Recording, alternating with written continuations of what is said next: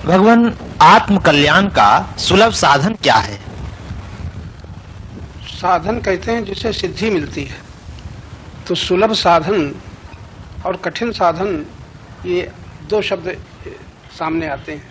तो सुलभ साधन वो है जिसमें श्रम न हो, सहज भाव से जो क्रिया होती रहे सिद्धि के लिए, उसको सुलभ साधन कहते हैं। अपने कल्याण का सुलभ साधन है जो कुछ भी हमें देह, इंद्रिय, मन, बुद्धि तथा शक्ति, संपत्ति, योग्यता आदि प्राप्त है, जिसके उपयोग में स्वाधीनता है। इनके यानी जो कुछ प्राप्त है उसके उपयोग में जो स्वाधीनता है, यही सुलभ साधन है। अच्छा, तो कीर्तन, जप, पाठ, पूजा आदि क्या कल्याण के साधन नहीं हैं? ये कल्याण के साधन हो सकते हैं, लेकिन पहले तो ये जप, कीर्तन, स्मरण, चिंतन, ये मन, चित्त, बुद्धि, अहंकार की अशुद्धि को दूर करने के लिए शुद्धि के साधन है। तो साधनों की अशुद्धि क्या है? साधन की अशुद्धि ये है कि जिससे के द्वारा हमारा पतन हो और गुणों का विकास न हो, दोषों का नाश न हो, यही साधनों की अशुद्धि है। जैसे वाणी के द्वारा हम सत्य बोल सकते हैं और झूठ बोलते हैं, वाणी के द्वारा हम कठोर विनम्र भाषा का प्रयोग कर सकते हैं, कठोर बोलते हैं, ये साधन का दुरुपयोग हुआ।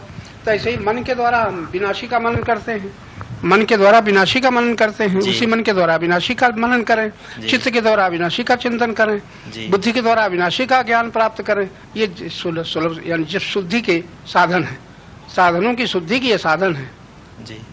तो साधनों की अशुद्धि कैसे दूर हो?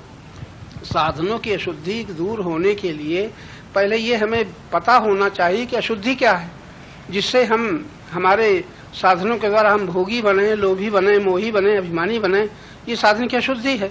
और जिन साधनों के द्वारा हम सेवा करें, दोषों का त्याग करें और प्रतिकूलताओं में सेवा करते हुए प्रतिकूलताओं को सहन रूपी तप करें, ये साधनों की शुद्धि के साधन है जी। अच्छा, तो साधनों का सदुपयोग कैसे करें? जब पता चलेगा कि सत्य क्या है, असत्य क्या है, जड़ क्या है, चेतन क्या है, उद्देश्य क्या है। जो उद्देश्य सत्य होता है तो साधनों का सदुपयोग होता है। उद्देश्य अगर गलत होता है, साधन का दुरुपयोग होता है। जिस साधन के द्वारा हम धन प्राप्त करते हैं, उन्हीं साधनों के द्वारा, उसी धन के द्वारा हम दानी हो सकते हैं। धन के द्वारा हम भोगी बने हैं, धन के द्वारा हम उदार हो सकते हैं। शक्ति के द्वारा हम भोगी बने हैं, शक्ति के द्वारा हम सेवा कर सकते हैं। तो जिन साधनों के द्वारा दोष बढ़ते हैं, साधन का दुरुपयोग है जी। और जिन साधनों के द्वारा हमारे अंदर गुणों का विकास हो, दोषों का नाश हो, ये साधन का सदुपयोग है जी। अच्छा भगवान, दान का सुपात्र किसे माना जाए? दान का सुपात्र है जो मिले हुए का सत्य के लिए उपयोग करे, गुणों के लिए उपयोग करे। दान का सदुपयोग यही है। हमारे पास जो कुछ उसका हम भोग करते हैं दुरुपयोग है, सेवा करते हैं सदुपयोग है जी। और सेवा का फल अभिमान मान चाहते हैं तो दुरुपयोग है, और विनम्र बनते हैं तो साधन का सदुपयोग है। नहीं तो दान का सुपात्र हमारा प्रश्न दान है। का सुपात्र मिलना, दान का सुपात्र उसे कहते हैं कि जो उसको मिला है जी, उसके द्वारा और बढ़ाए।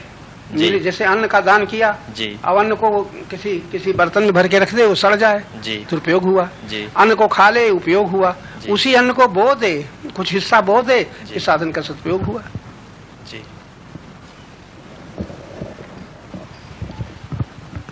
अच्छा भगवान, दान न करने से क्या हानि है? दान न करने से वही हानि है, अन्न खेत से काटा है, अब घर में रख लिया है जी, और वो खेत को फिर नहीं लौटाता तो वो रखा हुआ धन या तो सड़ जाएगा और खा पी के खत्म हो जाएगा जी, आगे तो नहीं मिलेगा जी। ये हानि है। आगे अगर पाना है तो उसको खाओ भी और बो भी दो, तो बोने से वो बच जाता है और फिर मिलता है। जो दान देता है उसको फिर मिलता है, और जो मिले हुए को भोग कर लेता है उसका समाप्त हो जाता है। भगवान, ये भिखमंगों को दान देना चाहिए या नहीं? हमारे संतों ने बताया है, प्रकट चार पद धर्म के, चार पद धर्म के हैं लेकिन कलिमा है एक प्रधान, कलिकाल में एक ही प्रधान माना गया है। वो क्या? एन केन विधि दीन है, किसी प्रकार तुम दूसरों को दो, दान करे कल्याण। तो किसी प्रकार तुम दो, तुम्हारा कल्याण करेगा। कलिकाल में तो देना ही चाहिए जी। अच्छा, सेवा सहायता का सुपात्र कौन है? सेवा सहायता का सुपात्र भी तीन प्रकार के हैं। एक मांगता है पैसा और तुमने दे दिया, और जाके चरस पीता है, गांजा पीता है, भांग पीता है। एक ये न पी करके अपने शुद्ध अन्न खा लेता है, पेट भर लेता है, और एक खा न करके दूसरे भूखे को दे देता है। 3 प्रकार के दान हुए, 3 प्रकार के पात्र हुए। तो जो पात्र को मिला है और मिले हुए का सदुपयोग करता है वो सुपात्र है। सत्य के लिए जिसका जीवन है उसको जो कुछ भी दोगे वो सुपात्र होगा। भोग के लिए जीवन है वो मध्य पात्र होगा भोग के लिए, और जो उसके द्वारा शक्ति का दुरुपयोग करके इसको सताता है वो कुपात्र होगा। अच्छा भगवान, पुण्यवान सत्पुरुष के क्या लक्षण हैं? पुण्यवान सत्पुरुष के लक्षण ये हैं, सत्पुरुष शब्द लगा दिया है। पुण्यवान के लक्षण है, पुण्यवान को धन मिलता है, मान मिलता है, सामान मिलता है, संयोग मिलता है। लेकिन सत्पुरुष वो है जो मिला है उसका सत्य के लिए उपयोग करता है, भोग में दुरुपयोग नहीं करता। बोलिए। सत्पुरुष वो है, तो महाराज जी पुण्यवान सत्पुरुष के क्या लक्षण हैं? पुण्यवान सत्पुरुष के लक्षण ये हैं कि वो भोगी न होकर के सेवा परायण होता है, और सेवा परायण होते हुए भी सत्य का ध्यान रखता है। ये सेवा परायण तो कोई भी हो सकता है, रजोगुणी भी सेवा परायण है, तमोगुणी भी सेवा परायण है, सतोगुणी सेवा परायण वो है जो सत्य को अपना लक्ष्य बनाए, सत्य को ध्यान रखे और सत्य के अनुसार वो उसका सही उपयोग करे। सही उपयोग का मतलब सुपात्र को दे। सुपात्र वो है जो मिले हुए का और अगर बढ़ा करके लौटा दे। जी महाराज जी, संत प्रवचन सुनते हुए भी विवेक क्यों नहीं होता है? इसलिए कि प्रवचन सुनने के वाले 3 प्रकार। बुद्धि कैसी है? सुनते तो भोगी, लोभी, मोही, अभिमानी सभी सुनते हैं जी। बुद्धि के अनुसार सदुपयोग, बुद्धि के अनुसार उपयोग, बुद्धि के अनुसार दुरुपयोग होता है। बुद्धि कैसी है ये देखा जाएगा। जी। अहंकार किस प्रकार नष्ट होता है? पहले ये जानना पड़ेगा, अहम तो ज्ञान है जी। अब ज्ञान में जो मेरा मेरा भर गया है ये आकार है जी। वो मेरा का आकार क्या है? धन मेरा तो लोभी, पद मेरा तो अभिमानी, और सुख मेरा तो कामी। इतने भेद हो जाते हैं पात्र के। सुपात्र कौन है? जो सत्य के लिए उसका उपयोग करे। भगवान, सत्य के विषय में विचार करना क्या अनुचित है? सत्य के विषय में विचार करना अनुचित? प्रश्न ही गलत है। सत्य के विषय में कोई विचार करना, उसमें अनुचित शब्द क्यों लगा दिया? सत्य के लिए विचार जो करेगा वो सत्य प्रेमी होगा, वही तो विचार करेगा। धन के लिए विचार करेगा लोभी होगा, पद के लिए विचार करेगा अभिमानी होगा। सत्य के लिए जो विचार बुद्धि का उपयोग करता है वो तो सत्सुपात्र है, बुद्धिमान है। जी महाराज जी, दुख की पूर्ण निवृत्ति और पूर्ण सुख की प्राप्ति कैसे हो? पूर्ण सुख तो उसी से प्राप्त होता है जो पूर्ण है। पूर्ण के योग में पूर्ण का सुख प्राप्त होता है, अपूर्ण के योग में अपूर्ण सुख मिलता है। संसार अपूर्ण है, संसार के बीच में कोई पूर्ण सुख प्राप्त नहीं कर सकता। जो मिलेगा वो छूटता चला जाएगा, मिलता चला जाएगा। तो पूर्ण का ज्ञान होने पर पूर्ण का सदुपयोग होता है। भगवान, मनुष्य पापों से मुक्ति कैसे पा सकता है? दुख के जितना दुख होगा, दुख के ज्ञान से बंद करो। दुख पापों से विरुद्ध मुक्त बनाता है, और सुख पापों के सुख से पाप बनते हैं, सुख के लालच बस पाप बनते हैं, और दुख के भय से पाप दूर होते हैं। जी। अच्छा भगवान, ईश्वर में विश्वास कैसे दृढ़ हो? माता पिता, पति पत्नी, परिवार में विश्वास कैसे हुआ है? जिससे सुख मिलने की आशा है उस पर विश्वास होता है जी। लेकिन वो विश्वास तमोगुणी विश्वास, रजोगुणी विश्वास, सतोगुणी विश्वास। तो एक इनसे हमें सुख मिलेगा ये भी विश्वास है, ये रजोगुणी विश्वास है। धन मिलेगा ये रजोगुणी विश्वास है। इनके द्वारा हमारे गुणों का विकास, दोषों का नाश होगा, ये सतोगुणी विश्वास है। तो संत महात्मा पुरुष में जो विश्वास होता है वो सत्य के लिए, गुणों के विकास के लिए होता है, और लोभी मोही अभिमानी में जो विश्वास होता है वो भोग के लिए होता है। जी महाराज जी, जप कीर्तन पूजा पाठ आदि से काम क्रोध आदि क्यों नहीं दूर होती? इसलिए कि कीर्तन और जप और पूजा पाठ ये सब बाह्य इंद्रियों से होते हैं। इनमें मन न लगे तब भी हो जाते हैं, क्रिया की पूर्ति हो जाती है। भाव अशुद्ध है। भाव शुद्ध होगा कब? जब ज्ञान शुद्ध होगा। ज्ञान शुद्ध होगा कब? जब बुद्धि शुद्ध होगी। बुद्धि शुद्ध होगा कब? जब बुद्धि तत्वदर्शी सत्यदर्शी होगी। भगवान, ईश्वर विश्वासी का कर्तव्य क्या है? ईश्वर विश्वासी का कर्तव्य है कि जिस ईश्वर पर विश्वास करता है उसके विधान को जाने, उसकी आज्ञा का पालन करे, ये कर्तव्य है। जी विश्वास के द्वारा हानि क्या है? विश्वास के द्वारा हानि यह है, विश्वास करता है धन के लिए, और धन मिलेगा छूट जाएगा, पद मिलेगा छूट जाएगा, जो मिलेगा संसार से छूट जाएगा, जो छूट जाएगा यही हानि है। ऐसा विश्वास जिससे मिले और कभी न छूटे, वही विश्वास सुंदर है। जी भगवान। अच्छा, मनुष्य ही पशुमय और वही प्रभुमय कैसे होता है? पशुमय होता है जब कामना वासना की पूर्ति के लिए सारा ज्ञान और प्रेम लगा देता है, वो पशुमय होता है। और जब उसके परिणाम को देख करके, दुख को देख करके उससे अलग होना चाहता है, तब प्रभु में विश्वास करता है। जी भगवान, विकारों से छुटकारा कैसे होगा? विकारों के दुख भोग से होगा। सुख भोग विकारों में मानता है, दुख भोग होता है, पूर्ण दुख से विकारों का नाश होता है। भगवान, यथार्थ में सच्चा सुखी कौन है? यथार्थ में सच्चा सुखी हो है जो सत्य को जानता है और सत्य ही से प्रेम करता है, वो यथार्थ सुखी है। महाराज जी, अनेक गृह त्यागी साधु रागी क्यों बन जाते हैं? इसलिए कि त्याग तो किया है, जी। लेकिन वासना उनके भीतर भरी है। वासना होते ही मन से त्याग होता है बाहर। तो त्याग के लिए त्याग, मान के लिए त्याग होता है, धन के लिए त्याग होता है, भोग के लिए त्याग होता है। त्यागी तो संसार में सभी हैं। तो भोगी ईश्वर का त्याग कर देता है भोगों के लिए, भोगी जी, और योगी संसार का त्याग करता है योग के लिए। फर्क है। तो ये वासनाएं कैसे समाप्त हो? वासनाओं का दुख का ज्ञान होगा या दुख का भोग होगा, तब वासनाएं समाप्त होती हैं। भगवान, अशांति को कैसे मिटाएं? अशांति हुई कैसे है, ये ज्ञान प्राप्त हो। हम शांत तो निरंतर हैं, शांति मिलती नहीं, शांति कहीं जाती नहीं। सत्य के साथ शांति है। जो सत्य का प्रेमी हो सदा शांत रहेगा, जो झूठ का मोही है वो शांत होगा। तो दुख के भोग से अशांति हटती है। दुख के भोग से बचने के लिए मनुष्य उसका त्याग करता है जिससे दुख होता है, और उसका त्याग करते ही शांत हो जाता है। तो भगवान, क्या सदा शांत रहना संभव है? सदा शांत रहना तभी संभव है जब सदा सत्य में ही उसकी बुद्धि स्थिर रहे, जी, तब संभव है। भगवान, आकस्मिक संकट निवारण का क्या उपाय है? आकस्मिक संकट निवारण का उपाय है कि संकट आया ही क्यों है इसे जाने, और संकट निवारण करना चाहता है तो एक तो उपाय है तपस्वी बने, सह ले। जी, तो निवारण का अर्थ है आवे ही नहीं, ये अपने वश में नहीं है। जी, जब भगवान यहाँ हमारे अवतारों के ऊपर भी संकट आए, भगवान राम से ज्यादा संकट किस पर होगा कि उनकी जानकी ही रावण ले गया। जी, इससे क्या बड़ा संकट। जी भगवान। जी भगवान, ये तृष्णा कैसे छूट सकती है? तृष्णा छूट सकती है दुख की कृपा से, दुख के ज्ञान से। दुख भोग से बचने के लिए कोई सुख भोगी तृष्णा का त्याग नहीं कर सकता। महाराज जी, हम साधारण मनुष्य महान कैसे बन सकते हैं? पहले साधारण मनुष्य जो कहता है वो महान होना चाहता है, यही उसकी भूल है। साधारण क्यों मना हुआ है? साधारण पुरुष महान कैसे हो सकता है?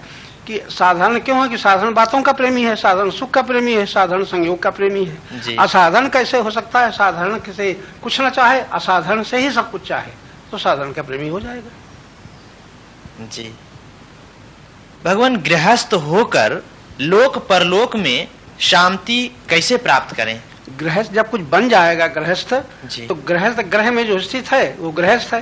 जी, लेकिन ग्रह के क्या अर्थ है? एक तो देह का घर है मकान, जी, और मन का घर है कामनाएं वासनाएं, बुद्धि का घर है ज्ञान, और अपना घर है परम भगवान। तो पहले ये जाने कि हम कहाँ रहते हैं, इसका पता चले कि तब काम पूरा होगा। अभी तो शरीर में ही रहते हैं, शरीर में रहते हैं, शरीर में रहते हुए शरीर के वियोग का दुख होगा। शरीर में रहते हुए तो शरीर में रहता है, वो शरीर में नहीं रहता, रहता है सत्य में, लेकिन अज्ञान से शरीर में अपने शरीर को अपना मानता है, भूल है। तो भगवान, ये अज्ञानता कैसे मिटेगी? अज्ञान का ज्ञान कैसे हो? आई कैसे? संसार के संग से, जी, विनाशी के संग से, जी, झूठे सुख के संग से अज्ञानता। जी, जो सत्य का प्रेमी होगा अज्ञानता को हटाता चला जाएगा।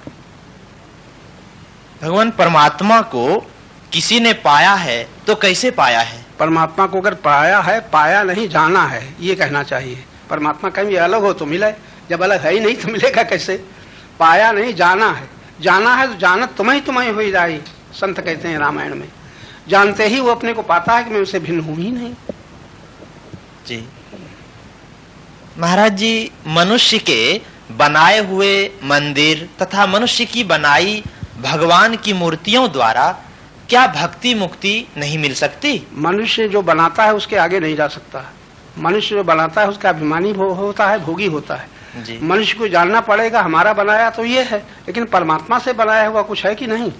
इस ज्ञान से भक्ति, मुक्ति, शांति का द्वार मिल सकता है। भगवान, अज्ञानी के समान ही बड़े बड़े ज्ञानवान भी अशांत क्यों होते हैं? बड़े बड़े ज्ञानवान अपने मन से कह रहे हो कि उनको देखा भी है। जो बड़े ज्ञानी होंगे वो अशांत न होंगे।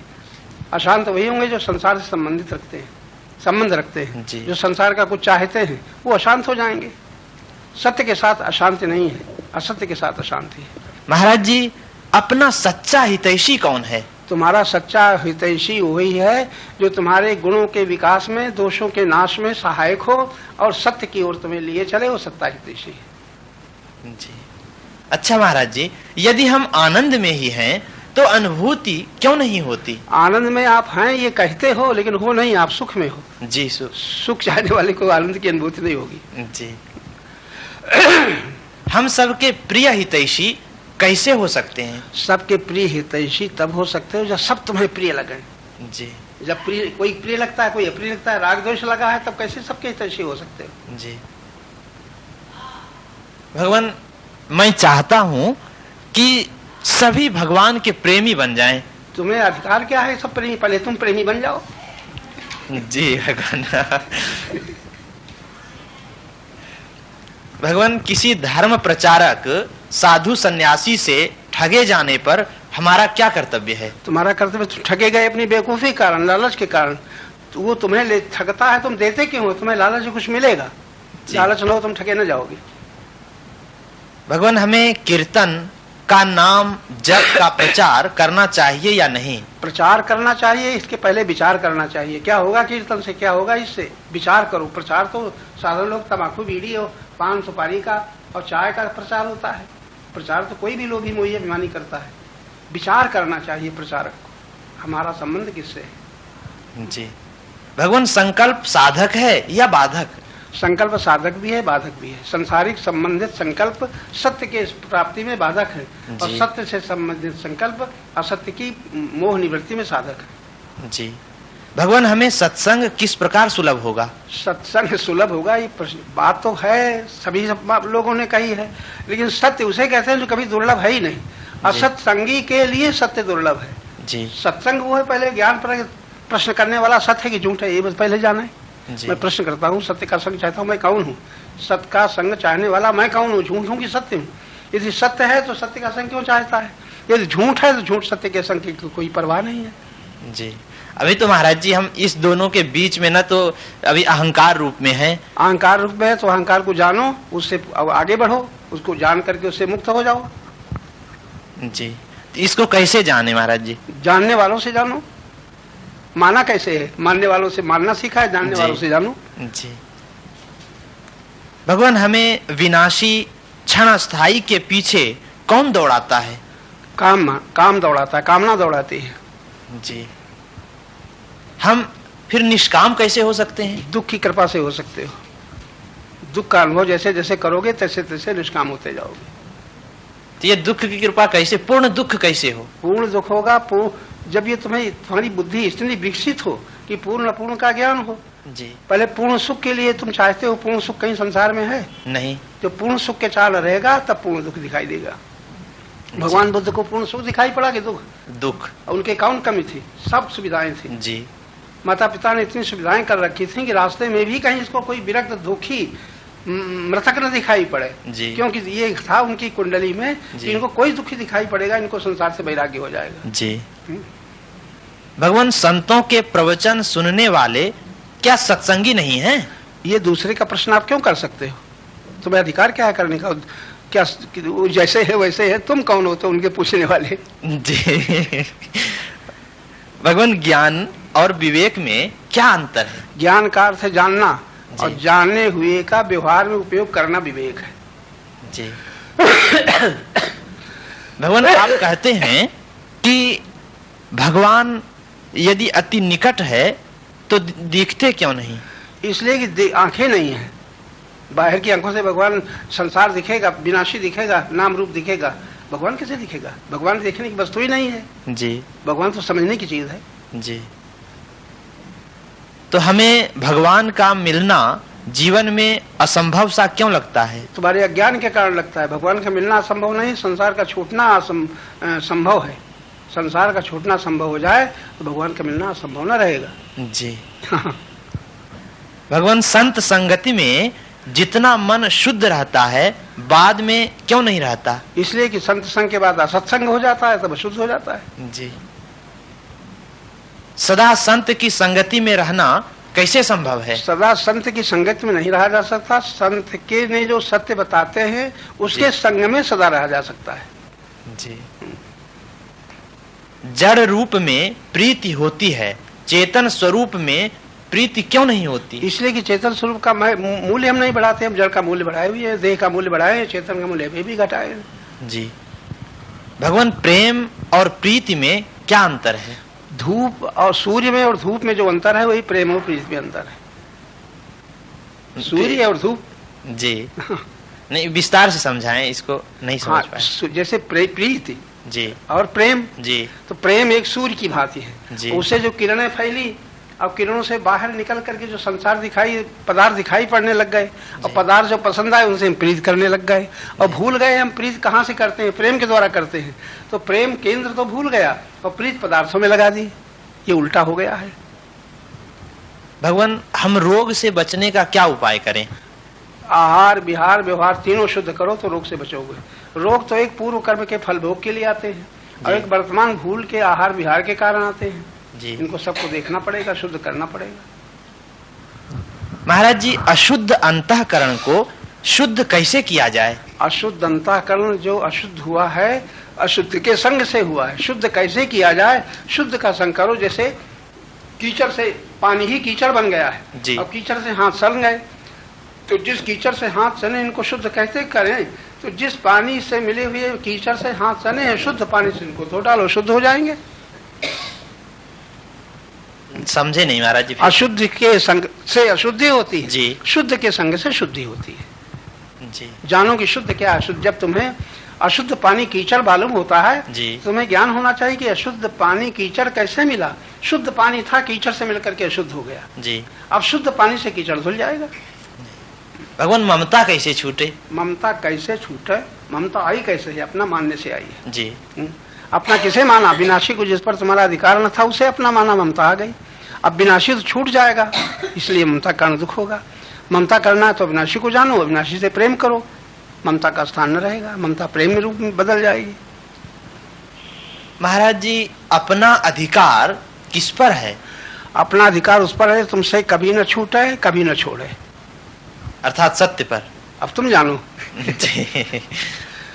जब परमात्मा नित्य निरंतर प्राप्त ही है तब काम की उत्पत्ति कैसे हो गई? जो प्राप्त ही है उसको आप कहाँ देखते हैं? जो अप्राप्त है उसका अप्राप्त को चाहना ही काम है, प्राप्त का बहुत निष्काम है जी।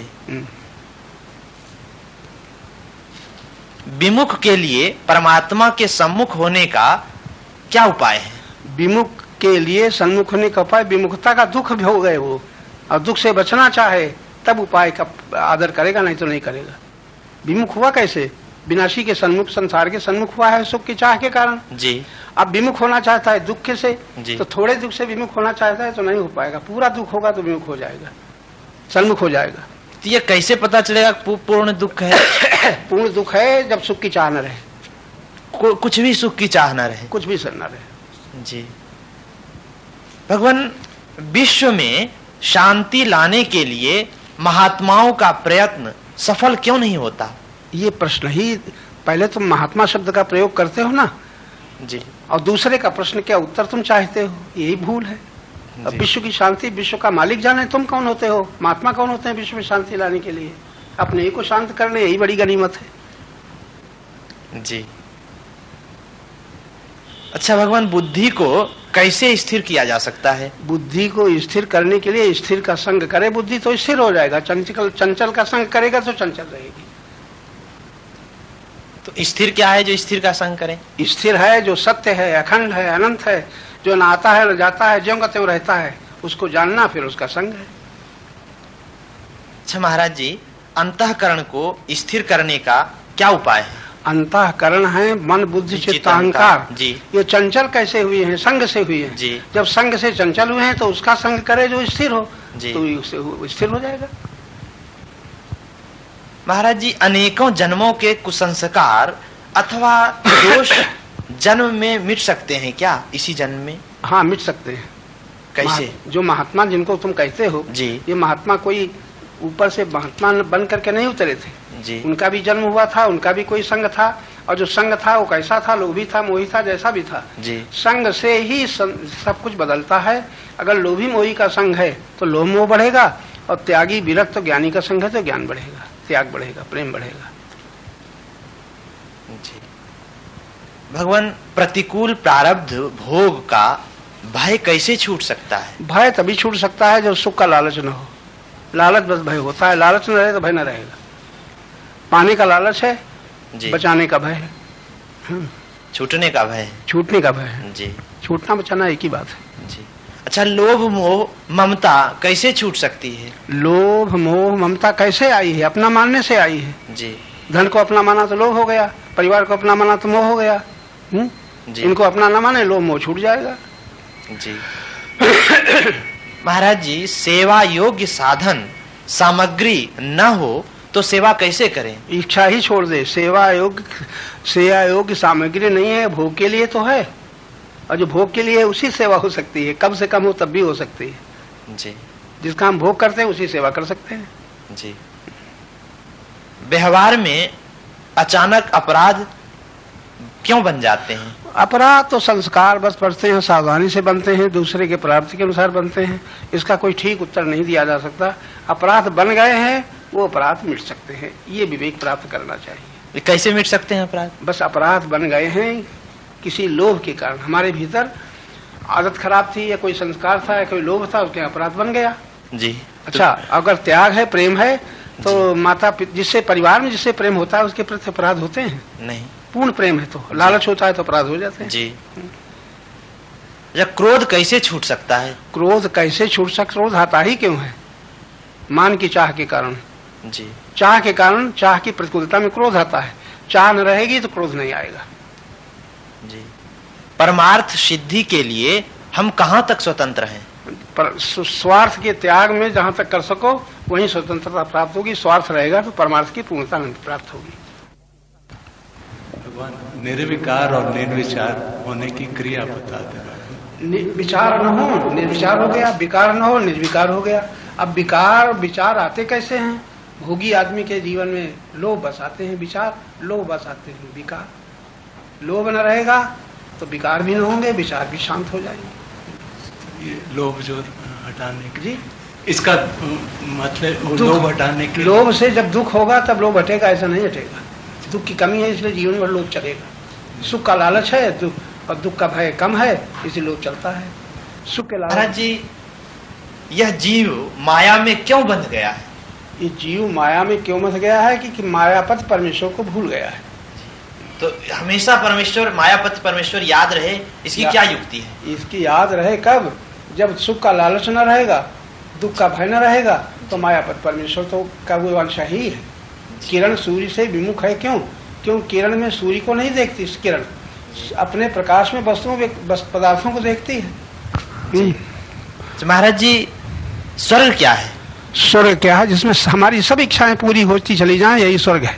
जी। नरक क्या है? जो हमारी इच्छाओं की पूर्ति में बाधा पड़े, वही नरक है। संसार में सबसे सुंदर मनुष्य कौन है? सबसे सुंदर वही है जिसमें लालच न हो, भय न हो, चिंता न हो, दुख न हो, यानी गुणों का विकास पूर्ण, दोषों का नाश पूर्ण रूप में हो, वही सुंदर व्यक्ति है। जी। निर्दोष कैसे हो सकते हैं? दोषों के दुख से बचने के लिए कोई निर्दोष हो सकता है। जितना दोषों का दुख होगा उतना ही निर्दोष होता चला जाएगा। सुख के लालच बस हम दोषी बनते हैं। महाराज जी, कर्तव्य कर्म अवसर पर भूल जाते हैं तो क्या करें? अवसर पर भूल जाते हैं कर्तव्य कर्म, इसलिए जो नहीं करने हैं, करना है, वो आदत के अनुसार याद आ जाता है, वही करते हैं जिसकी आदत पड़ी है। जी। तो कर्तव्य कर्म भूल जाता है। जीव का पतन क्या है? परमेश्वर से विमुख होना जीव का पतन है। सत्य से विमुख होना जीव का पतन है। उत्थान? सत्य के सन्मुख होना उत्थान का साधन है। जी। तो परमेश्वर से विमुख व्यक्ति कौन है? परमेश्वर से विमुख व्यक्ति वही है जो दुख के पथ में चलता, सुख के लालच में जो संसार में घूम रहा है, परमेश्वर से विमुख है। सुख के लालच बस।